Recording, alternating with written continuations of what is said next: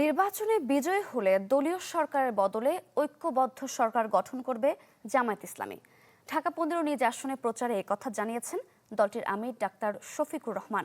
বলেন, ফ্যাসিবাদী কায়দায় আর দেশ পরিচালনা করতে চায় না জামায়াত। তরুণ সমাজের হাতে দেশের চাবি তুলে দিতে চান তারা।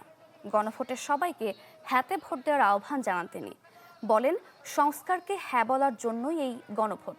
বাদ মাগরিব তার নির্বাচনী আসনের ব্যাটালিয়ন বউবাজারের পাশে বাইতুস সালাহ মসজিদ এলাকায় ভোট চান তিনি। দেন নানা উন্নয়নের প্রতিশ্রুতি।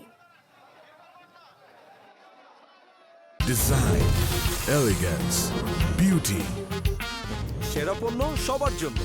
জেভিকো।